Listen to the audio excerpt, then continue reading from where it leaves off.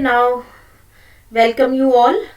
और आज जो ये वेबिनार है ये सब तुम लोग ही, हम सिर्फ एज अ स्टूडेंट हम भी ज्वाइन कर रहे हैं। और सबसे पहले अभय पांडे प्रेजेंट करेगा, तो now I am going to hand over the mic and all the control to Abhay. और उसके बाद अकॉर्डिंगली जैसे भी ग्रुप में मेंबर्स हैं अभय उनको ट्रांसफर करता चलेगा। All the best everyone. Good morning to all. तो आज का टॉपिक है कंप्यूटर सिस्टम ओवरव्यू। तो उसमें मेरा टॉपिक है basic organisation, software and hardware. तो what is a computer? Computer is an electronic device. ये तो बेसिक लेवल की बात है, लेकिन अभी जो हम लोग को पढ़ना है उसमें क्या है कि कंप्यूटर जो है वो इलेक्ट्रॉनिक डिवाइस है जो कि यूजर से इनपुट लेता है इंस्ट्रक्शन के साथ, और उसको इंस्ट्रक्शंस के अकॉर्डिंगली उसको प्रोसेस करता है, स्टोर करता है और यूजर को रिजल्ट रिटर्न कर देता है। तो जैसे कि आप यहाँ देख रहे हैं कि 1 और 2 यूजर ने दिया, इंस्ट्रक्शन था यहाँ पर ऐड का, और रिजल्ट यूजर को मिला 3। फिर आता है parts of computer. Parts of computer में पहला हार्डवेयर। जितने भी मशीनरी पार्ट्स होते हैं, फिजिकल पार्ट जो कि हम लोग देख सकते हैं और छू सकते हैं, वो सारे हार्डवेयर में आते हैं। फिर आता है सॉफ्टवेयर।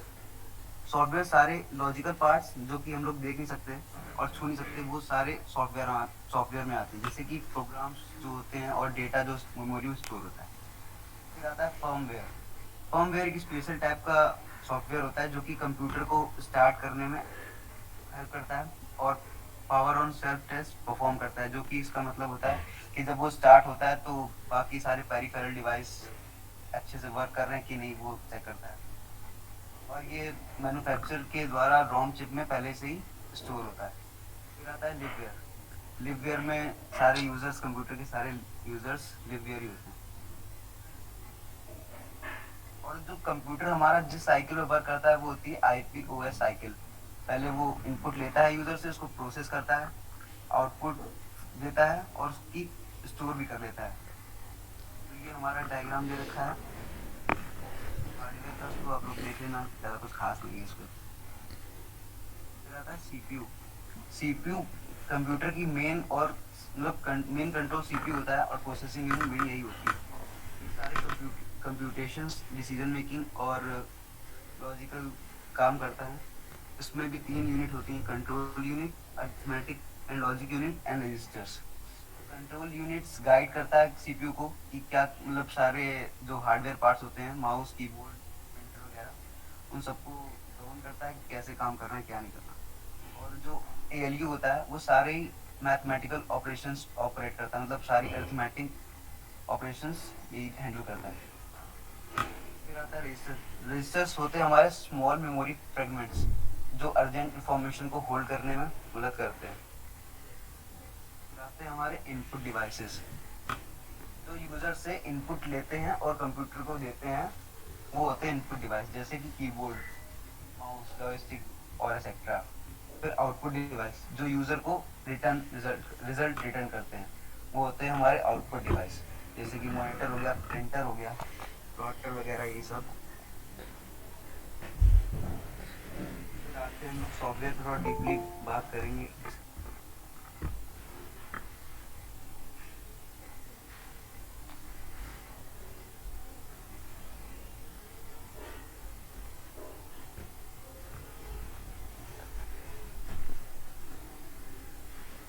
तो पहला सॉफ्टवेयर है हमारा सिस्टम सॉफ्टवेयर। तो जो सिस्टम सॉफ्टवेयर है, ये जो यूजर होता है, मतलब हार्डवेयर को एक इन्वायरमेंट प्रोवाइड करता है किसी भी एप्लीकेशन प्रोग्राम को रन करने के लिए। और ये सिस्टम कंट्रोल करता है, मतलब पूरे कंप्यूटर सिस्टम को कंट्रोल करता है और डायरेक्ट करता है कि कैसे काम करना है, क्या करना है और कैसे करना है। तो सिस्टम सॉफ्टवेयर होता है, ये इंटरेक्शन बनाता है हार्डवेयर के बीच में और यूजर के बीच में। In short में the software that controls internal computer operation is called system software. The different function of software are: तो पहला reading data and receiving information, वही इनपुट लेना, translating data and instruction, language convert करने वाला। Third है controlling all the peripheral device. Peripheral device वही जो scanner, plotter वगैरह हो गया, वही पेरिफेरल डिवाइस हो गया। और processing and generating output, output देता है। आते हैं हमारे एप्लीकेशन सॉफ्टवेयर। एप्लीकेशन सॉफ्टवेयर जो होते हैं वो यूज़र को खरीदने पड़ते हैं, मतलब स्पेसिफिक टास्क को करने के लिए, जैसे कि डॉक्यूमेंट बनाना है और प्रेजेंटेशन, हैंडलिंग इन्वेंट्री और मैनेजिंग द एम्प्लॉय डेटाबेस। तो एप्लीकेशन सॉफ्टवेयर दो तरह के होते हैं हमारे, जनरल पर्पस एप्लीकेशन सॉफ्टवेयर और customized application software. General purpose में जो सॉफ्टवेयर होते हैं वो बहुत ही कॉमन होते हैं, मतलब हम लोग अपने डे टू डे लाइफ में यूज़ करते हैं, जिसको मतलब जिसमें कोई हम लोग चेंज नहीं कर सकते, मतलब हम लोग की नीड के हिसाब से उसमें चीज़ें नहीं होती हैं। लेकिन अब बात आती है कस्टमाइज एप्लीकेशन सॉफ्टवेयर की, तो उस पर हम लोग वो जो होते हैं हम लोग अपनी नीड के हिसाब से डिज़ाइन करवा सकते हैं मार्केट में, जो कि टेलर मेड होते हैं ना। Customize software is one which is tailor made as per the users requirement. तो ये हमारी नीड्स के हिसाब से कस्टमाइज करके हम लोग बनवा सकते हैं, जैसे कि banking system, payroll management, financial accounting management software, billing system etcetera. फिर आते हैं हमारे यूटिलिटी सॉफ्टवेयर। यूटिलिटी सॉफ्टवेयर जैसे कि नाम से ही पता चला है, इसका काम हाउस कीपिंग का होता है एक तरह का, कंप्यूटर में मतलब मेंटेनेंस का काम इसी का होता है, ताकि कंप्यूटर हमारा स्मूथली रन कर सके। जैसे कि एग्जांपल हो गया, जैसे कि स्कैन करता है कंप्यूटर में, वायरस देखता है, data backup, removing viruses. Example में आते हैं एंटीवायरस। तो एंटीवायरस भी एक सॉफ्टवेयर है जो कि स्कैन करता है virus, prevents and removes viruses, bombs and other malware from a computer. तो ये कंप्यूटर स्कैन करता है, अगर कुछ भी मालवेयर थिंग इसको दिखती है तो वो उसको रिमूव कर देता है। फिर आता है डिस्क डिफ्रैगमेंटर। हम लोग कई बार कोई फाइल ओपन करते हैं, तो ओपन करते हैं फिर बंद करते हैं तो हार्ड डिस्क में सेव हो जाती है वो, फिर ओपन करते हैं, ऐसे उसकी कई सारे मतलब मेमोरी सेगमेंट्स बन जाते हैं, तो मतलब कई सारी कॉपी बन जाती है उसकी। तो ये वही इनको स्कैन करके इनकी मल्टीपल कॉपीज को हटा देता था, ताकि कंप्यूटर पे ज़्यादा स्टोरेज ना पड़े और ज़्यादा लोड ना पड़े। फिर आता है बैकअप यूटिलिटी। बैकअप यूटिलिटी है जो कि मतलब हम लोग कई बार अपने कंप्यूटर की कुछ चीज़ों की कॉपी क्रिएट करके अपने सीडी में डाल लेते हैं, है ना, तो वो वही बैकअप यूटिलिटी होती है। फिर आती है कंप्रेशन यूटिलिटी। जैसे नाम से ही पता चला, कंप्रेस कर देता है किसी चीज़ को। तो कंप्रेशन यूटिलिटी जो बड़ी फाइल्स होती हैं उनको कंप्रेस कर देता है और स्पेशल फॉर्मेट से स्पेशल फॉर्मेट में कन्वर्ट करके, जो कि लेस स्पेस लेती है। मतलब जैसे कि अगर आपकी 4 GB की कोई फाइल है तो उसको कंप्रेस कर देगा तो काफ़ी कम हो जाएगी, शायद 2.5 GB तक तो हो ही जाएगी। तो यही है, और ये डिस्क क्लीनर है और डिवाइस ड्राइवर है जो कि ज़्यादा इंपॉर्टेंट नहीं है। बस में मेरा टॉपिक यही था। एक्चुअल में डिस्क क्लीनर और डिवाइस ड्राइवर्स तुम्हारे सिलेबस के पॉइंट ऑफ व्यू से उतने इम्पोर्टेंट नहीं है, लेकिन वाकई में इनका काम बहुत इम्पोर्टेंट है in case of your system. Disk cleaner का मतलब है बहुत सारी जो कैश, तुम लोग ने इसमें भी देखा होगा अपने मोबाइल्स में भी, तुम्हें कई बार कैश क्लीन करनी पड़ती, टेम्परेरी फाइल्स बन जाती हैं जब नेट को ब्राउज करते हैं या ऐसा कुछ, तो डिस्क क्लीनर इसलिए यूज होता है। और एक अभी अभय ने बताया डिस्क डीफ्रैगमेंटर। तो अभय ने कहा कि जब हम लोग कई फाइल्स बार बार ओपन करते हैं तो कॉपी बन जाती है। तो एग्जैक्टली डीफ्रैगमेंटर का मतलब है फ्रेगमेंट्स, फ्रेगमेंट्स का मतलब है कई सारे पार्ट्स। तो एग्जैक्टली हमारी हार्ड डिस्क में जो फाइल स्टोर होती है वो एक प्लेस पे कॉन्टिन्यूअस नहीं होती है, उसका कुछ पार्ट किसी प्लेस पे स्टोर है, फिर लिंक्ड है, सेकेंड पार्ट कहीं और स्टोर है। तो इस तरह से वो लिंक्ड पार्ट में मतलब अलग अलग पीसेस अलग अलग प्लेसेस पे स्टोर होते हैं फ्रेगमेंट्स के फॉर्म में, और फिर वो उनके बीच में लिंक होता है। तो डी फ्रेगमेंटर क्या करता है, जब हम लोग डी फ्रेगमेंटर चलाते हैं तो वो ये पीसेस को कोशिश करता है कि पूरी फाइल एक साथ एक प्लेस पे कर दे, मतलब उसके पीसेस को ज्वाइन करने का काम करता है। क्योंकि एग्जैक्टली होता क्या है, हमारी हार्ड डिस्क में कहीं पे फ्री स्पेस है, फिर कहीं पे फाइल का एक फ्रेगमेंट है, फिर फ्री स्पेस है, फिर फाइल का फ्रेगमेंट है।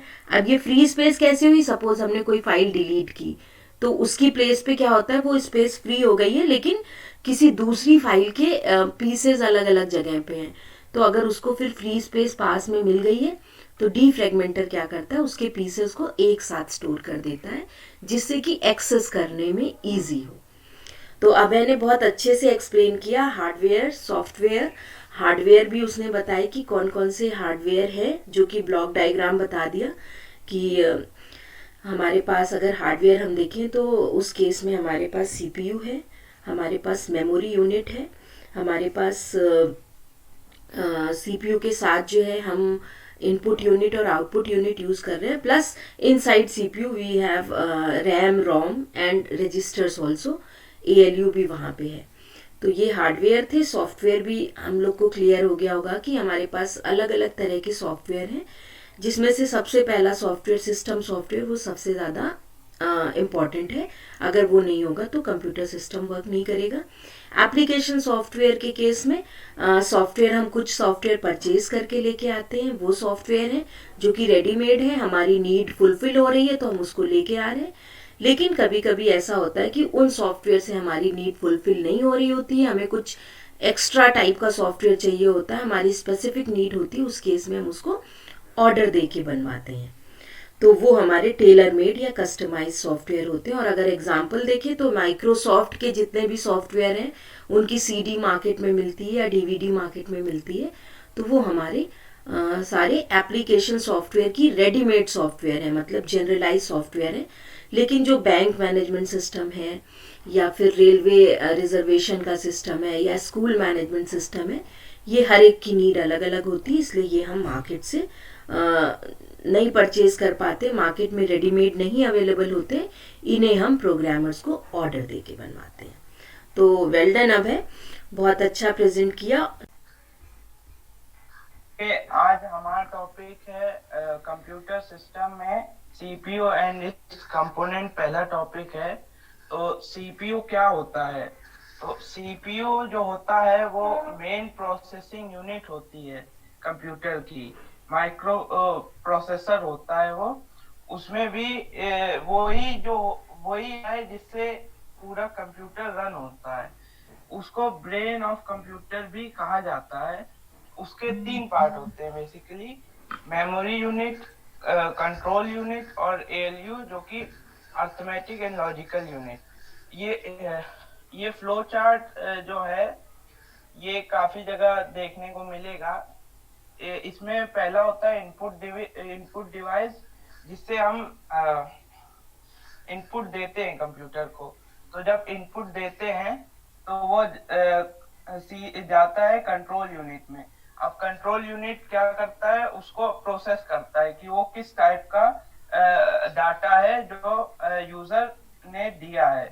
तो वो फिर जाता है मेमोरी यूनिट पे, उसको स्टोर कर लेते हैं। और अगर वो मैथमेटिक कैलकुलेशन का है तो वो जाता है अर्थमेटिक एंड लॉजिकल यूनिट पे। फिर वो प्रोसेस होता है, जैसे अभय ने बताया, जैसे कि 1 + 2 = 3। तो जो 1 और 2 और प्लस का जो वो है डाटा है वो इनपुट डिवाइस से जाएगा, और जो प्रोसेस होगा वो logical unit, arithmetic and logical unit में प्रोसेस होगा और मेमोरी यूनिट में वो स्टोर हो जाएगा। और फिर जब उसका आंसर जो आएगा 3, वो आउटपुट डिवाइस में शो हो जाएगा। अब अगर अगला हम टॉपिक देखें तो कंट्रोल यूनिट से ही जो कंट्रोल यूनिट है उसी से अर्थमेटिक एंड लॉजिकल यूनिट को कमांड मिलती है, और इनपुट और आउटपुट डिवाइस को कमांड मिलती है। और अर्थमेटिक लॉजिकल यूनिट देखें तो इसमें तो जैसे सारे मैथमेटिक कैलकुलेशन और लॉजिक के जितने भी ऑपरेशन है वो होते हैं जो यूजर देता है। अब मेमोरी यूनिट में तो स्टोर होता है जो डाटा दिया गया है। इसमें भी 2 प्राइमरी मेमोरी होती है जो रैम और रोम है, और सेकेंडरी मेमोरी पेन ड्राइव और हार्ड ड्राइव। अब इनपुट और आउटपुट डिवाइस में देखें तो पहले इनपुट डिवाइस वो डिवाइस होते हैं जिससे हम डाटा देते हैं। डाटा जैसे कि कीबोर्ड है और माउस है, इससे हम डाटा देते हैं। आउटपुट डिवाइस में देखें तो आउटपुट डिवाइस डाटा को प्रोसेस करने के बाद जो शो करते हैं वो आउटपुट डिवाइस होते हैं। अब आउटपुट डिवाइस और इनपुट डिवाइस का एक बहुत अच्छा एग्जांपल देखें तो एटीएम मशीन में जो मॉनिटर होता है वो आउटपुट डिवाइस होता है, और जो टच स्क्रीन होती है मॉनिटर में वो इनपुट डिवाइस, उसमें कीपैड भी होते हैं और कार्ड होल्डर भी होता है स्कैनर की तरह। और आउटपुट डिवाइस में मॉनिटर होता है और वो कैश इधर से निकलता है वो होता है। अब अगला टॉपिक है बैटरीज। बैटरीज वो चीज होती हैं जिसमें पावर स्टोर होता है और जब उसकी जरूरत हो तो वो रिलीज होता है या उससे पावर मिलता है। आजकल लैपटॉप बहुत चलता है तो लैपटॉप में बैटरी यूज होती है, क्यों? उसमें स्टोर होती है पावर। बैटरी भी अलग अलग टाइप की होती है, जैसे nickel cadmium battery, lithium ion battery, lead acid battery. ये 3 मेन टाइप की बैटरी होती हैं आजकल जो बहुत डिमांड में है। डिमांड में आजकल लिथियम आयन बैटरी बहुत होती है और निकल आयन भी बहुत यूज होती है, और लेड एसिड बैटरी जो इन्वर्टर्स में यूज होती है। और भी कई टाइप की बैटरी होती हैं, जैसे सोडियम आयन बैटरी, ये भी यूज होती है। ये सब एटॉमिक बैटरी और थर्मल बैटरी और लिथियम टाइटेनेट बैटरी।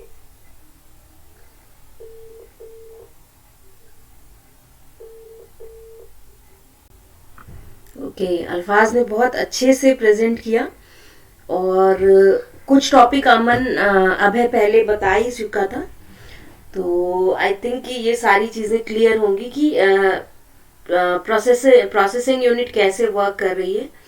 और जो ब्लॉक डायग्राम है वो भी अच्छे से एक्सप्लेन किया। जो कुछ भी हम टाइप करेंगे इनपुट यूनिट से वो सबसे पहले हमारी प्रोसेसिंग यूनिट में जाएगा और उस पर एक चेक रखता है हमारा कंट्रोल यूनिट कि whether the input is just for display or it is for some calculation. So if your input needs some calculation, उस केस में ये फिर ट्रांसफर हो जाता है ALU को। अदरवाइज अगर सिर्फ डिस्प्ले है तो वो मेमोरी के थ्रू डिस्प्ले यूनिट में मतलब आउटपुट यूनिट में पहुंच जाएगा। और क्योंकि अब हमारी बैटरी पे वर्क करता है हमारा मोस्टली, हमारा जो मोबाइल है that also comes under your computing और यू कैन से वो भी एक कंप्यूटर सिस्टम जैसा ही वर्क कर रहा है, क्योंकि बहुत सारे काम अब हम अपने मोबाइल पे ही कर लेते हैं। तो वो एक तरह से तुम्हारा पाम टॉप कंप्यूटर है और इसलिए यहाँ पे बैटरी भी समझना ज़रूरी है कि बैटरीज कैसे वर्क करती हैं कंप्यूटर में। तो थैंक यू अल्फाज। Good morning to all. So storage unit. We need a storage unit, storage secondary devices because primary memory has some limitations, as it has limited storage capacity, which is not permanent. So in order to store our data permanently on our computer system, we need storage devices. और इन storage devices की जो units होती हैं वो हमारी KB's, एमबीज, GBs और टीबीज में होती हैं। और आज हम इन्हीं कुछ डिवाइसेस के बारे में पढ़ेंगे, जिनमें से एक है हार्ड डिस्क जो कि मैग्नेटिक मीडिया की है, सीडी रोम्स और डीवीडीज हमारी ऑप्टिकल मीडिया की है, पेन ड्राइव हमारी फ्लैश मेमोरी है। हार्ड डिस्क हमारी एक ऐसी डिवाइस है जो कि इसमें एक रोटेटिंग डिस्क लगी रहती है जो कि मैग्नेटिक मटेरियल से इसमें कोट होती है और इसके बॉर्डर पे पिट्स बने रहते हैं, कुछ छोटे छोटे से डॉट्स, जिनमें हमारा जो डेटा होता है वो स्टोर होता है। और जब ये मूव करता है तो हमारा डेटा वो सेकेंड हमारा है ये कॉम्पैक्ट डिस्क, सीडीज। ये बहुत ही चीप होती है और इसमें हमारे 700 MB तक डेटा इसमें स्टोर हो जाता है। इसके 3 टाइप्स होते हैं, CD ROM, CDR और CDRW। CD ROM में हमारी जो इंफॉर्मेशन होती है वो परमानेंटली नहीं स्टोर, मतलब जो स्टोर होती है हम सिर्फ वही देख सकते हैं।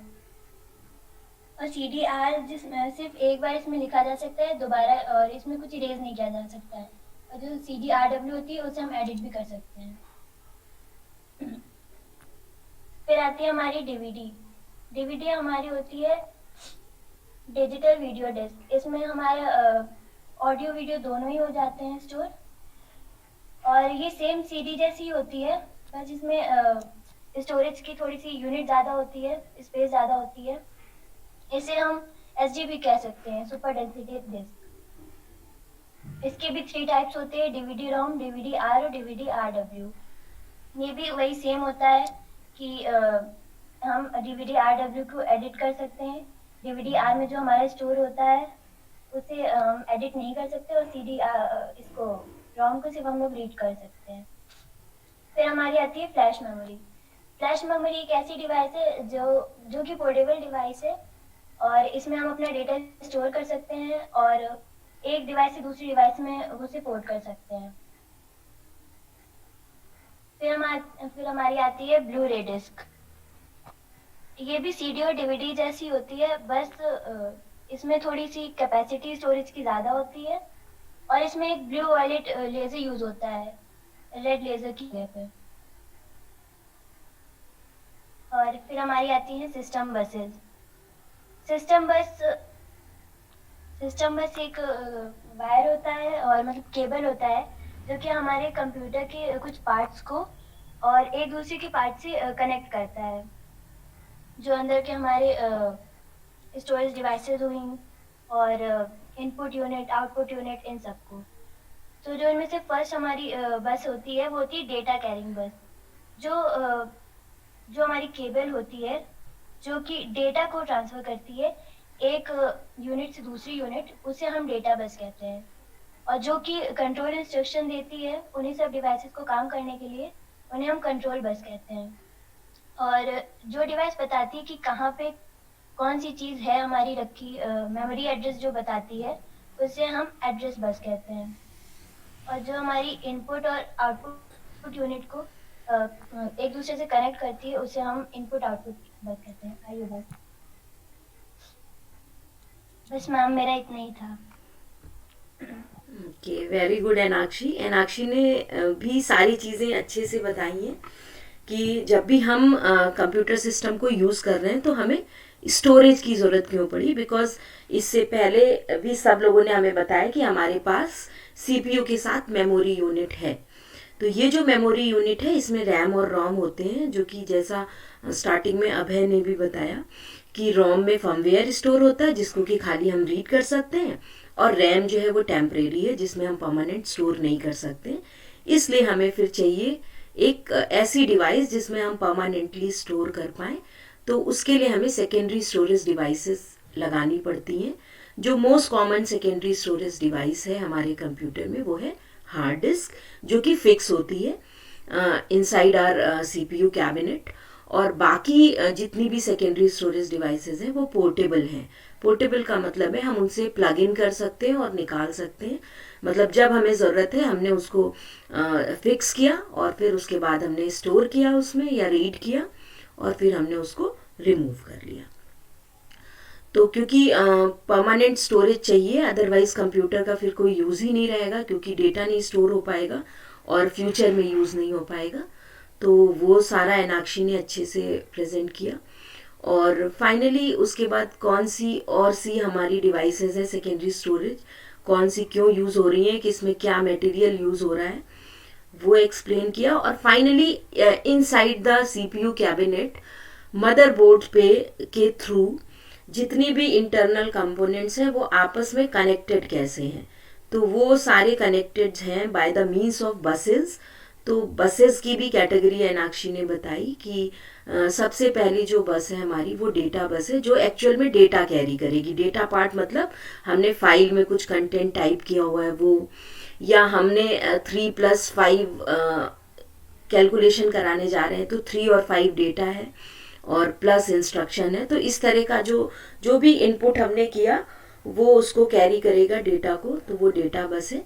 कंट्रोल यूनिट जो भी इंस्ट्रक्शन देगी बाकी सारे पार्ट्स को कंट्रोल करने के लिए, उनको जो केबल कैरी करेगा that cable is known as control बस।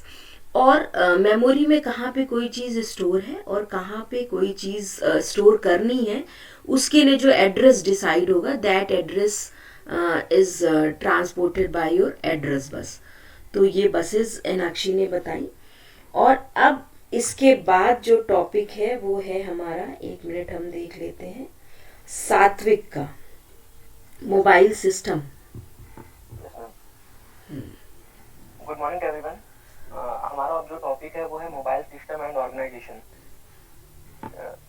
एक से मोबाइल सिस्टम, जैसा कि हमें पता ही है कि आजकल मोबाइल सिस्टम कितने वाइडली यूज हो रहे हैं ऑल ओवर वर्ल्ड। और मोबाइल सिस्टम्स ने ज़्यादातर कंप्यूटर की प्लेस ले रखी है, जैसा कि हम सभी जानते हैं।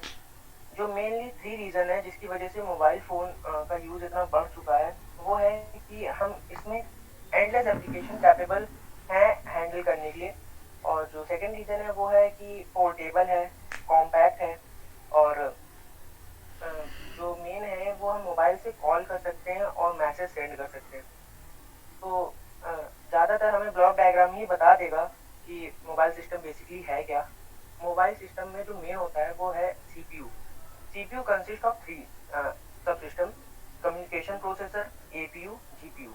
कम्युनिकेशन प्रोसेसर जो है वो सब सिस्टम है जो कि रिस्पॉन्सिबल है making and receiving phone calls on mobile handset. And जो एपीयू है, एपीयू रिस्पॉन्सिबल है governing and controlling all types of operations taking place on a mobile system. जितने भी जो काम होते हैं मोबाइल्स में वो सब एपीयू की ही वजह से होते हैं, मतलब एपीयू उन्हें गवर्न करता है। और जो है अगला वो है जीपीयू। जीपीयू की मदद से हम बेसिकली जो इसका फुल फॉर्म है वो ग्राफिक प्रोसेसिंग यूनिट है। तो जीपीयू में हम ग्राफिक्स और जो मेन है वो 3D गेमिंग और पिक्चर्स को जितना मतलब एक कह सकते हैं कि ग्राफिक्स एक तरीके से कंट्रोल करता है पूरी तरीके से जीपीयू। और जो कंपोनेंट है वो है डिस्प्ले सब सिस्टम। डिस्प्ले सब सिस्टम जो कि है वो रिस्पॉन्सिबल है providing display facilities touch sensitive interference and touch sensitive keyboard. और भी है जैसे storage, external storage. External storage को हम एक्सपैंडेबल स्टोरेज भी बोलते हैं। जैसे कि मोबाइल हैंडसेट में लिखा होता है कि एक्सपैंडेबल 412 GB स्टोरेज। और काफ़ी सारी जो होती हैं, अब तो ज़्यादा स्टोरेज दे दी जाती है तो एक्सपैंडेबल का सिस्टम धीरे धीरे ख़त्म होता जा रहा है। और इसके बाद होता है हमारा मेमोरी। मेमोरी 2 प्रकार की होती हैं, जैसा हम सबको पता है कि रैम और रोम। तो इसके बारे में आगे हम पढ़ेंगे। और जो है पावर मैनेजमेंट, जो कि सबसे मेन है। पावर मैनेजमेंट नाम से पता चल रहा है कि power supply to the system, तो इसको भी पढ़ेंगे। अभी सिर्फ मेन जो टॉपिक है वो देखते हैं। कम्युनिकेशन प्रोसेसर में जो मेन है वो आरएफ ट्रांस रिसीवर है और सिम है। और जो ये है कोडेक, कोडेक में एडीसी होता है एंड डीएसी होता है। जो एडीसी होता है उसमें एनालॉग टू डिजिटल ट्रांसफर होता है और डीएसी में डिजिटल टू एनालॉग होता है। सो अब स्टार्ट करते हैं। Mobile processor. मोबाइल प्रोसेसर में जैसा कि बता दिया कि एपीयू एंड जीपीयू होता है। Mobile processor is the brain of a smartphone. It receives and execute every command performing billions of calculation every second. इसके बाद एप्लीकेशन प्रोसेसिंग यूनिट है। Work the same way as control unit of a computer system, responsible for controlling all the tasks and take place inside the mobile system. और जो mainly work है वो है music players, game, connecting to other devices, image processing, internet browsing etcetera. All over जितना भी काम हम लोग मोबाइल सिस्टम के अंदर करते हैं वो सब एपीयू की वजह से होता है। Work in association with the graphic processing unit, GPU. Graphic processing unit process graphical and visual data. It is responsible for things such as rendering web pages and gameplay. Having a dedicated GPU is more efficient than letting the CPU handle it, since it allows for lower power consumption, better image processing, and geometric realism. Better GPU, the better visualization of complex websites and 3D video games can be obtained. जैसा कि बताया था कि GPU में जो main वो है हमें कितना अच्छा विजुअल एक्सपीरियंस देता है वो जीपीयू पे निर्भर होता है।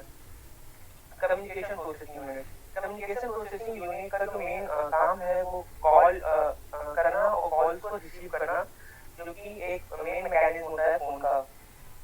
coordinate with middleware software present inside a mobile phone. It is composed of a digital single processor that coordinates with transceiver, receiver and audio subsystem. इसके बाद है display unit. Display unit of a smartphone provides touch interactive screen that activates touch sensors of the mobile system. It is a response to instruction given by the user using this sensor enabled screen and display. Today, you will find most smartphones to be equipped with a AMOLED display with the expectation of budget phones that is still using IPS LCD display. जो कि एक काफ़ी बड़ा difference होता है AMOLED और LCD display में. तो जो IPS LCD डिस्प्ले होती है थोड़ी कीप पड़ती है, तो बजट फोन्स में यही यूज़ किया जाता है मेनली. इसके बाद है मेमोरी यूनिट. मेमोरी यूनिट में दो पार्ट होते हैं, रैम एंड रोम, जो कि पता ही है सबको. All the applications and are initially loaded into the RAM to be acted upon by the mobile processor. The RAM of a phone determines its multitasking capability.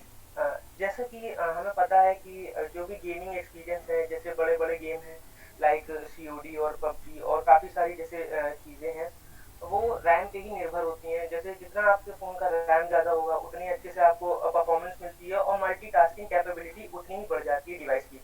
ROM, read only memory. The ROM is responsible for all storage of a phone. Information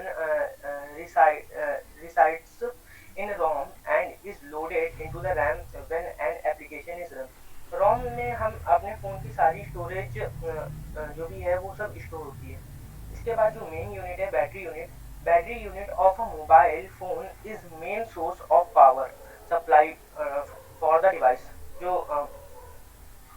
battery unit है वो main power source है हमारे mobile system की supply है एक तरीके की.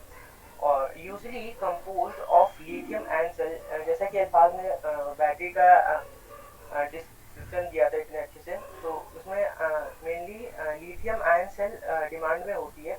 The capacity of a battery is measured in milliampere-hour mAh. Battery को जो मेजरमेंट होता है वो mAh में ही होता है, 5000 mAh, 450,000 mAh. And the more your device has, the longer it will last. Phones have come a long way for Nokia's that had just 400 mAh of battery to 5000 mAh monster that used to be very commonly today. Thank you. ये topic खत्म होता है. Thank you ma'am. Okay, thank you सात्विक. बहुत difficult topic था सात्विक का, लेकिन सात्विक ने पूरा कवर किया. और क्योंकि बहुत सारी चीज़ें हम लोग इसमें पहले देख चुके थे, तो इसको अगर एक कंपेयर करें हम कंप्यूटर सिस्टम के CPU से, और मतलब जो हमारा मेन कंप्यूटर सिस्टम है, क्योंकि हमने पहले कंप्यूटर सिस्टम पढ़ा और उसके बाद हमने इसको देखा, तो बहुत सारी चीज़ें जो हैं वो वैसे ही हैं, सिमिलर हैं, और कुछ चीज़ें जो है वो यहाँ पे डिफरेंट सी हो जाती हैं. जैसे अगर हम मोबाइल सिस्टम का CPU देखें तो it can be divided into 2 parts. One is APU and second is GPU. APU मतलब एप्लीकेशन प्रोसेसिंग यूनिट है पूरी इसमें, क्योंकि बहुत सारे ऐप्स होते हैं हमारे मोबाइल में. मोस्टली अगर हम देखें तो एक तो ऑपरेटिंग सिस्टम है, उसको हैंडल करना है, वो टाइम टाइम पे अपडेट होता रहता है. मोबाइल में अपडेशन ज़्यादा होता है OS का, और सिस्टम में देर में आते हैं OS के जो अपग्रेड्स हैं. और प्लस इतनी सारी एप्लीकेशन होती है और हर एप्लीकेशन डिफरेंट टाइप की है. किसी में कैमरा यूज़ हो रहा है, किसी में नहीं हो रहा है, किसी में माइक यूज़ हो रहा है, किसी में नहीं हो रहा है. तो उसको पूरा हैंडल करने के लिए यहाँ पे APU है. और ग्राफिकल जितना भी, क्योंकि मोबाइल पूरा ग्राफिक्स पे वर्क करता है, सब कुछ हमें ग्राफिकली यहाँ पे रिप्रेजेंट हो रहा होता है. तो उस ग्राफिक जो डिस्प्ले है उसको हैंडल करने के लिए भी हमें एक ग्राफिकल प्रोसेसिंग यूनिट GPU चाहिए होती है, जो कि वो ग्राफिक्स को हैंडल करती रहे. और जैसा कि सात्विक ने बताया कि ये यूनिट CPU भी ये काम कर सकता था, बट क्योंकि वो मेमोरी एक तो एक पावर बहुत कंज्यूम करेगा फिर, और लोड बढ़ जाएगा, तो हो सकता है कि हमारा जो मोबाइल है वो स्लो वर्क करे, इसलिए अलग से एक ग्राफिकल प्रोसेसिंग यूनिट भी रख दी गई है। तो ये दोनों मिल के सीपीयू का काम कर रहे हैं यहाँ पे। इसके अलावा अगर हम देखें तो हमारे पास एक ट्रांसीवर टाइप की चीज़ है जो कि रेडियो फ्रीक्वेंसी को ट्रांसमिट भी करेगा और रिसीव भी करेगा, जो कि हमारी सारी फ़ोन कॉल्स को हैंडल करता है। यहाँ पे हमें कन्वर्जन के लिए भी हमें सिस्टम की ज़रूरत पड़ी, कोडेक्स की ज़रूरत पड़ी है, जो कि हमारे जो कुछ भी हम सेंड कर रहे हैं या रिसीव कर रहे हैं उसको कोड या डिकोड करने के लिए। क्यों? क्योंकि मोबाइल के केस में जितनी भी चीज़ें ट्रांसफ़र होंगी हमारे मोबाइल से और दूसरे मोबाइल तक जाएंगी, वो सारी वेव्स के फॉर्म में जाएंगी, जो कि एनालॉग सिग्नल्स हैं। और हम यहाँ पे जब भी टाइप करते हैं तो मोस्टली ये भी हमारा डिजिटल पे वर्क करता है। तो वर्क सारा इंटरनली यहाँ डिजिटल पे हो रहा है, लेकिन जब वो ट्रांसमिट हो रहा है किसी दूसरे सिस्टम तक, क्योंकि पूरा नेटवर्क बना हुआ है, तो वहाँ पे फिर कन्वर्ट करने की ज़रूरत पड़ेगी, क्योंकि एनालॉग फॉर्म में ट्रांसमिट होगा। इसलिए we have ADC and DAC, मतलब एनालॉग टू डिजिटल कन्वर्जन और डिजिटल टू एनालॉग कन्वर्जन ज़रूरी है उसके लिए।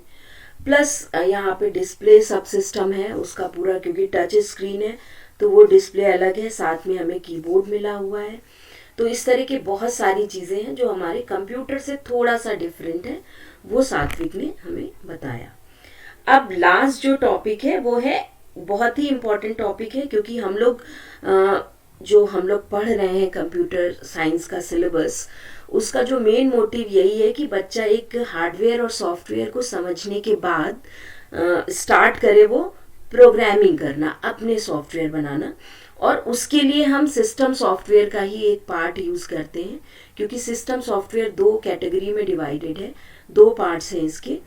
एक है हमारा बेसिकली जो ऑपरेटिंग सिस्टम है जो हमारे पूरे कंप्यूटर को मैनेज कर रहा है, और दूसरा जो इसमें सिस्टम है वो सिस्टम है जिसको यूज़ करके हम नए प्रोग्राम्स बनाएंगे।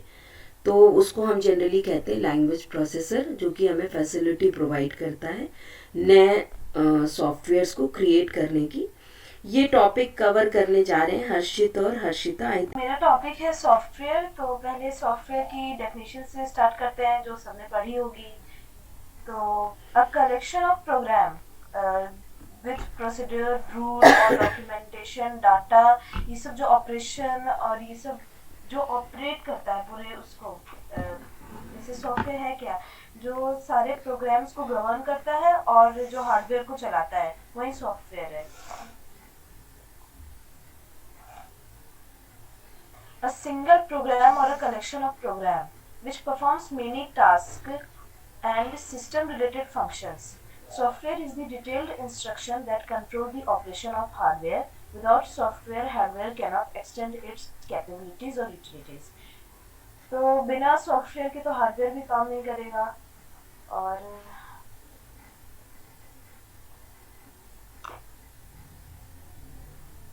सॉफ्टवेयर बेसिकली टू टाइप्स के होते हैं, सिस्टम सॉफ्टवेयर और एप्लीकेशन सॉफ्टवेयर।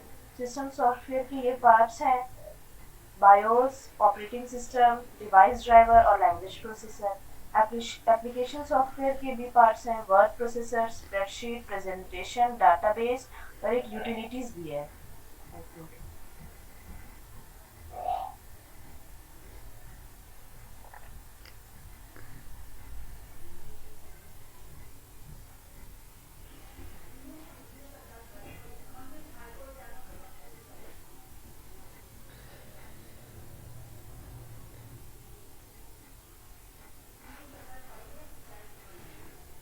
तो बेसिकली हम लोग बायोस से स्टार्ट करते हैं। इसका फुल फॉर्म है बेसिक इनपुट आउटपुट सिस्टम। इसे सिस्टम बायोस भी कहते हैं, इसका कॉमन नेम। ये एक बूट फर्मवेयर है, जिसका मतलब एक स्मॉल प्रोग्राम जो इलेक्ट्रॉनिक डिवाइसेस कंप्यूटर से अटैच करते हैं कि उसे कंट्रोल करता है, जैसे printer, mouse. It is designed to be the first set of instruction run by a computer when powered on. मतलब जब हम लोग कंप्यूटर को ऑन करेंगे तो यही सबसे पहले इंस्ट्रक्शन रन होगा कंप्यूटर के द्वारा। इसके पहले जो सिस्टम्स हैं, जैसे एग्जांपल है इसके RAM, hard disk, CD, DVD drive, video display card और अदर हार्डवेयर। फिर दूसरा है device driver. A device driver is a system software that acts like an interface between the device and the user or the operating system। ये एक interface की तरह काम करता है जो डिवाइस है और यूजर के बीच में। इसके एग्जांपल्स हैं printer, scanner, web camera etcetera. ये जो प्रिंटर, कैमरा, वेब कैमरा है, इस सब के पास अपने ड्राइवर सॉफ्टवेयर होते हैं। ये ऑपरेटिंग सिस्टम की मदद करता है जो दूसरे डिवाइसेस से कनेक्ट करने में।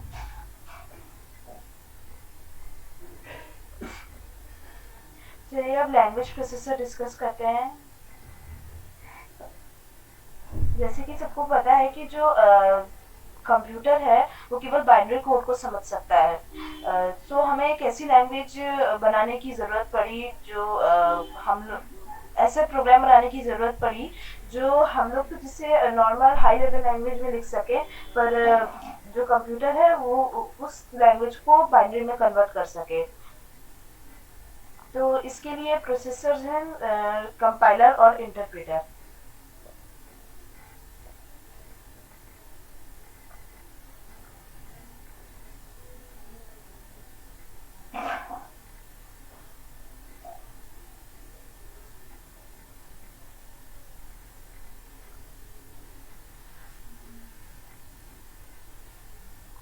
What is interpreter?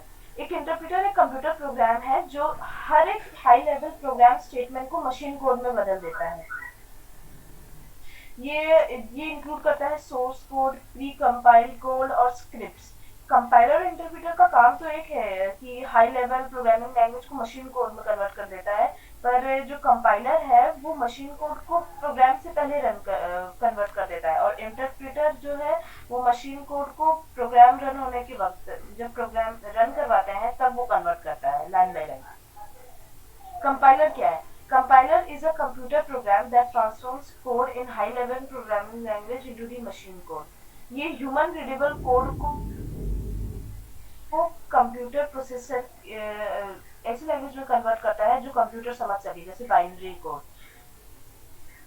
कंपाइलर एक सिंटैक्स के उस पे काम करता है, और जब कंपाइलर एक ऐसा प्रोग्राम है जो एरर हम जाके जिसका एरर हम केवल सिंटैक्स में ही चेंज कर सकते हैं। अगर हम कोई गलती कर रहे हैं तो हमें सिंटैक्स में जाके उसके एरर को सही करना होगा, वरना वो कंपाइल नहीं होगा। चलिए मेन डिफरेंस देखते हैं। Compiler transforms code written in high level programming language into the machine code at once before program runs. Compiler जो है वो हाई लेवल प्रोग्रामिंग लैंग्वेज को मशीन कोड में कन्वर्ट कर देता है एक ही बार में प्रोग्राम रन होने से पहले, जबकि interpreter high level program statement को एक बार मतलब 1 by 1 करता है मशीन कोड में जब प्रोग्राम रन होता है तब। कंपाइल्ड कोड ज़्यादा जल्दी रन होता है इंटरप्रेटेड कोड के उसमें डिफरेंस में। Compiler displace all error after compilation, जबकि इंटरप्रेटर है वो हर एक error line by line show करने लगता है।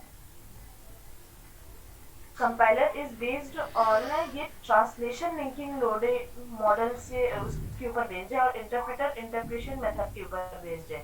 कंपाइलर पूरे प्रोग्राम एक बार में पूरा प्रोग्राम कन्वर्ट करता है, जबकि इंटरप्रेटर केवल कोड का एक सिंगल लाइन लेता है।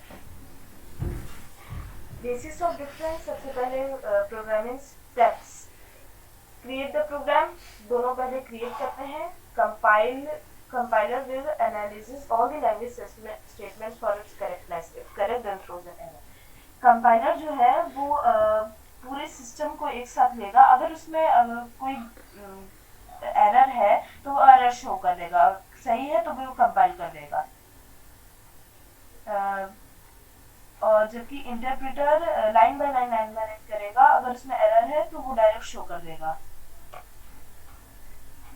इसके एडवांटेज है जो प्रोग्राम कोड है वो ऑलरेडी मशीन कोड में ट्रांसलेटेड है, इसलिए जो कोड एग्जीक्यूशन का टाइम है वो कम लगेगा। पर इंटरप्रेटर्स की एडवांटेज ये है कि वो आसानी से यूज हो सकते हैं, मतलब बिगनर्स तो उससे बहुत इजीली यूज कर सकते हैं। डिसएडवांटेज है you can't change the program. हम लोग प्रोग्राम का जो सिंटैक्स है, हमें जो अगर प्रोग्राम में कोई एरर है तो हमें जाके सिंटैक्स में चेंज करना होगा, क्योंकि इंटरप्रेटेड प्रोग्राम्स वो केवल उन्हीं कंप्यूटर में काम करेंगे जिनके पास उनका कॉरेस्पॉन्डिंग इंटरप्रेटर है। ये मशीन लैंग्वेज को मशीन कोड के फॉर्म में स्टोर करते हैं, पर इंटरप्रेटर में मशीन कोड सेव नहीं होता। रनिंग टाइम, कंपाइलर जो है वो कोड को जल्दी रन करवाता है और इंटरप्रेटर थोड़ा स्लो रन करवाता है। ये प्रोडक्शन एनवायरनमेंट में ज़्यादा अच्छे से यूज होता है, और कंपाइलर और इंटरप्रेटर प्रोग्राम और डेवलपमेंट एनवायरनमेंट में और बिगनर्स के लिए भी।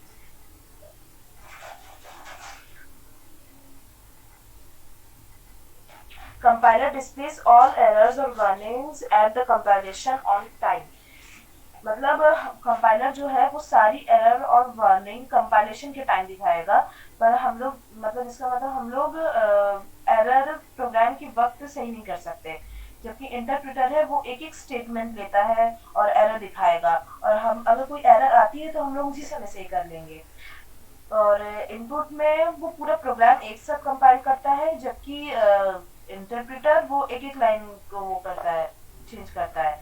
Output, compiler generates intermediate machine code, जबकि interpreter never generate intermediate machine code. Error, displays all error after compilation at all the time.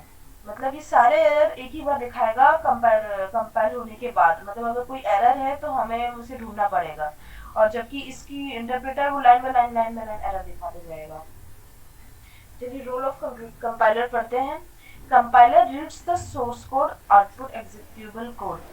ये ट्रांसलेट करता है software written in high level language into वो ऐसे instructions में जिसको computer समझ सके। जो कंपाइलेशन का प्रोसेस है वो कॉम्प्लिकेटेड है, पर इट टेक्स लेस टाइम, और जो इसका रिजल्ट है वो some sort of binary code है। और role of interpreter, the interpreter converts source line by line during run time. Interpreter completes translates a program written in high level language into machine level language। Interpreter है वो evaluation और modification executing की वक्त ही allow करता है, और इसमें थोड़ा कम टाइम लगता है, और जो प्रोग्राम एग्जीक्यूशन है वो थोड़ा स्लो है कंपाइलर के, वो मतलब प्रोग्राम एग्जीक्यूशन में इसमें थोड़ा ज़्यादा टाइम लगता है। और इसके बाद गुड मॉर्निंग टू ऑल। आज हम लोग पढ़ेंगे ऑपरेटिंग सिस्टम के बारे में। तो ऑपरेटिंग सिस्टम एक सेट ऑफ प्रोग्राम है जो कंप्यूटर के वेरियस हार्डवेयर और एप्लीकेशन सॉफ्टवेयर को कोऑर्डिनेट करता है। तो system software that manages and controls computers activity is called operating system. ये एक टाइप का सिस्टम सॉफ्टवेयर है जो कि कंप्यूटर को मैनेज और कंट्रोल करता है, कंप्यूटर की एक्टिविटीज को। It provides interface between computer hardware and application software and computer hardware with users। इसके एग्जांपल्स हैं विंडोज हो गया, लाइनक्स हो गया, यूनिक्स हो गया। It's a software platform on which other programs run, provides a connection between application program and the computer hardware। ये application programs जैसे अभी मैंने ये फायरफॉक्स खोला है, ये इसमें और कंप्यूटर हार्डवेयर के बीच में एक कनेक्शन वो करता है, एस्टेब्लिश करता है। इसके मेजर टास्क है processor management, file management, program and memory management, ensuring security और डिवाइस मैनेजमेंट। अब हम पढ़ेंगे types of operating system. On the basis of user, operating system के 5 टाइप्स होते हैं। सिंगल यूजर ऑपरेटिंग सिस्टम, मतलब सिर्फ एक टाइम पे एक ही प्रोग्राम, एक ही यूजर उसको यूज कर पाएगा। मल्टी यूजर, जब 2 और 2 से ज्यादा यूजर एक प्रोग्राम को हैंडल कर रहे हैं at the same time. Time sharing operating system, processor time is shared equally among multi programs in round robin fashion. Multi processing operating system, एक प्रोसेसर से ज्यादा पैरेलली वर्क कर रहे हैं। रियल टाइम ओएस, जैसे कि किसी जॉब्स में फिक्स्ड डेडलाइन होती है, डेडलाइन की जो ओवररन है उसको मिनिमम करता है ये interactive operating system. Multi user and single user operating system. Single user operating system usable by only single user at a time, एक टाइम पर एक ही यूजर इसको यूज कर सकता है।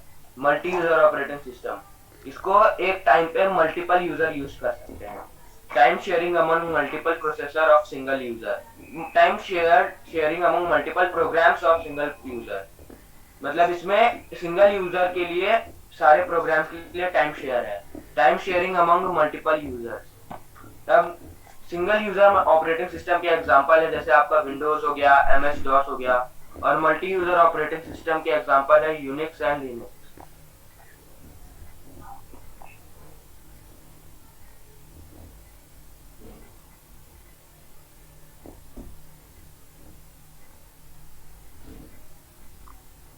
रियल टाइम ऑपरेटिंग सिस्टम, पहले हम लोग पढ़ते हैं क्या है।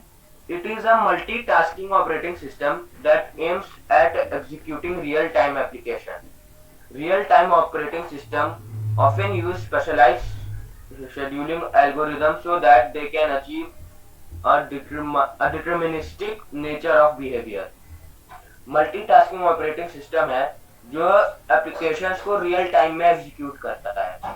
Real time operating system specialized algorithm, scheduled algorithm use करता है ताकि उनको एक डिटरमिनिस्टिक बिहेवियर मिल सके।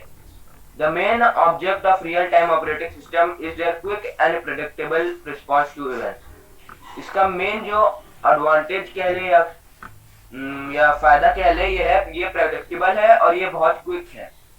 दे either have an event driven और टाइम शेयरिंग डिजाइन।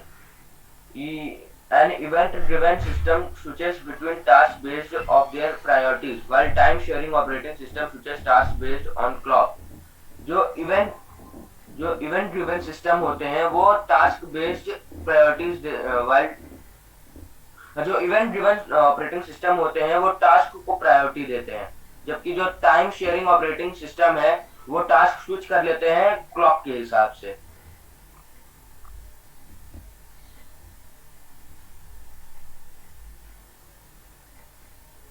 यहाँ पे हमारा सिस्टम सॉफ्टवेयर खत्म होता है। अब हम लोग एप्लीकेशन सॉफ्टवेयर पढ़ेंगे।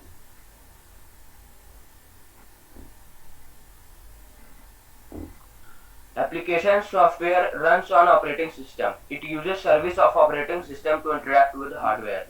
जो एप्लीकेशन सॉफ्टवेयर है वो ऑपरेटिंग सिस्टम पे रन होता है। जो ऑपरेटिंग सिस्टम सर्विसेज देता है उससे ये कंप्यूटर के हार्डवेयर से इंटरेक्ट करता है। Set of software to carry out specific tasks like creating documents, calculation and analysis, presentations, railway reservations and library management। ये बहुत सारे टास्क करता है जैसे कि creating documents, calculation and analysis, presentations, railway reservations और library management। ये 4 type के होते हैं। Utility software, general purpose software, customized software, developer tool. सबसे पहले हम लोग पढ़ेंगे utility software. Utility software for efficient working of computer and other task. Utility software जो होता है वो कंप्यूटर की एफिशिएंट वर्किंग के लिए यूज होता है या किसी अदर टास्क के लिए। Various type of utility software available, like बहुत तरह के यूटिलिटी सॉफ्टवेयर अवेलेबल हैं, जैसे text editor for storing short notes, message, coding. Text editor notes को, मैसेज को और कोडिंग को स्टोर करता है, जैसे नोटपैड प्लस प्लस, वर्डपैड। उसके बाद compression, to compress that is reduce the. Compression मतलब कंप्रेशन जैसे नाम से ही लग रहा है, कंप्रेस करता है। जैसे कोई फाइल बहुत बड़ी है उसको कंप्रेस, उसको छोटी कर देता है उन्हें कंप्यूटर। हाँ, जो कंप्रेसर है वो एक फाइल को कंप्रेस कर देता है कि वो एक कंप्यूटर से दूसरे कंप्यूटर में इजीली ट्रांसफर हो जाए। जैसे विनजिप हो गया, विनरार हो गया या आईजिप हो, एक्सेट्रा, कोई भी हो। डिस्क डिफ्रैगमेंटर एक टाइप का यूटिलिटी सॉफ्टवेयर है जो कंप्यूटर सिस्टम को स्पीड अप कर देता है by rearranging fragmented file stored in contagious location. अब कॉन्टेजियस लोकेशन क्या होती है, मतलब एक फाइल के जस्ट बगल में। जिससे कि ये कंप्यूटर की स्पीड और परफॉर्मेंस को बूस्ट कर देता है। Antivirus to protect our computer from threat like virus, worms, trojan horse, banking fraud. ये एंटीवायरस हमारे कंप्यूटर को बहुत से थ्रेट्स जैसे वायरसेस हो गए, वॉर्म्स हो गए, ट्रोजन हॉर्स हो गए या बैंकिंग फ्रॉड से बचाता है। अब है जनरल पर्पस सॉफ्टवेयर।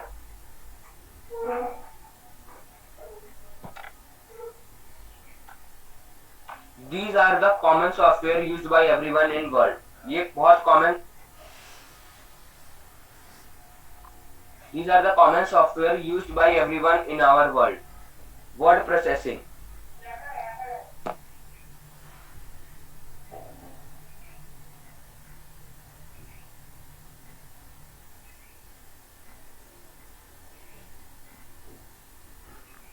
जैसे वर्ड प्रोसेसिंग है, ये for creating word processing, spreadsheet, presentation and database. ये चारों वर्ल्ड में मतलब हर किसी ने तो चलाई होंगे जहां तक मुझे लगता है। For word processing document create करने में मदद करता है, लेटर्स, एप्लीकेशन। इसके एग्जांपल है MS word and writer. Spreadsheet data को स्टोर करने में मदद करता है इन टेबल फॉर्म में या टेबुलर फॉर्म में। परफॉर्मिंग कैलकुलेशन करने में मदद करता है और विजुअलाइजेशन में। इसके एग्जांपल है Microsoft Excel and Calc. Presentation for creating personal and professional presentation in attractive and interactive way. Presentation personal या प्रोफेशनल प्रेजेंटेशन को अट्रैक्टिव वे में प्रेजेंट करने में मदद करता है। इसके एग्जांपल है माइक्रोसॉफ्ट पावरपॉइंट और Impress. Database to store huge amount of data and also perform queries on stored data. Example Oracle, MySQL, etc.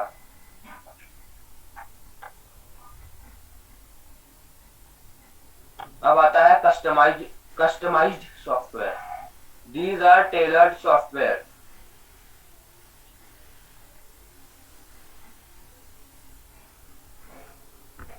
These are tailored software, that is, it is created as per the need of the customer for specific requirement.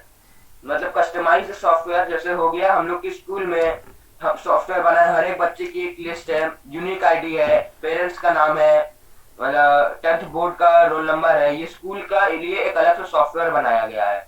इसी तरह hospital में भी एक software होगा कि कौन कौन सी दवाई है, कौन कौन सा पेशेंट है, कि किस किस को क्या हुआ है, किस किस को कैसे ट्रीट करना है। इसलिए इन्हें कस्टमाइज्ड सॉफ्टवेयर कहते हैं, जो कि हर टास्क के लिए अलग से बनाए जाते हैं।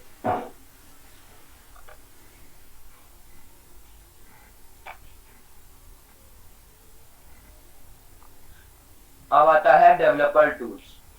When a programmer starts the process of writing a program to develop software or any type of application, he or she requires developing tools like code editor, debugger and compiler. जैसे एक programmer process करता है, programmes लिखना शुरू करता है कि किसी भी टाइप के सॉफ्टवेयर को डेवलप करने के लिए उसको डेवलपिंग टूल्स की जरूरत पड़ सकती है। जैसे कोड एडिटर हो गया, डिबगर हो गया, कंपाइलर हो गया। एक प्लेटफॉर्म जहां ये सॉफ्टवेयर डेवलपिंग टूल्स बंडल करके पैकेज में रखे जाते हैं, उसे कहते हैं integrated development environment, IDE। Popular development tools are, जो पॉपुलर है, NetBeans, Eclipse, IDLE, Visual Studio. Each IDE provides feature of, हर एक IDE में फीचर होता है, एडिटर का होता है, कंपाइलर का होता है, इंटरप्रेटर का होता है, डिबगर का होता है, ऑटोमेशन टूल का होता है और आउटपुट विंडो का होता है।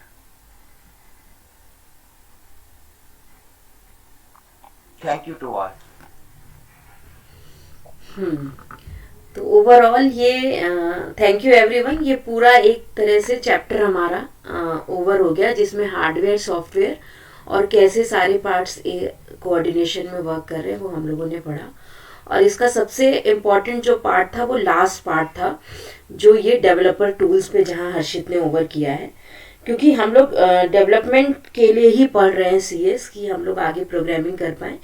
और इसमें जो IDLE है हमारा, पाइथन का IDLE कह लें, या हम लोग जुपिटर यूज़ कर रहे हैं, इसमें हम लोग को पूरा इंटरफेस मिला हुआ है, जिसमें कि एडिटिंग के लिए हमें स्पेस मिलती है जहाँ पे हम कोड अपना टाइप कर पाते हैं, उसके बाद वो उसका ट्रांसलेशन होता है। तो जैसा स्टार्टिंग में अनुराग ने आज पूछा था कि मैम डेफ लिखने से क्या डिफरेंस है, जब भी हम डेफ लिखते हैं तो हम एक डेफिनेशन बना रहे हैं, एक कोड बना रहे हैं जो कि कंपाइल हो जाता है और टेस्ट हो जाता है। फिर हमने देखा होगा हम लोग लाइब्रेरी से इंपोर्ट भी कर पाते हैं, तो हम लाइब्रेरी को इंपोर्ट कर लेते हैं तो उसके सारे कंपाइल्ड कोड हमारे पास होते हैं। जब भी हम रन कराएंगे उसमें कोई एरर नहीं आती कभी भी।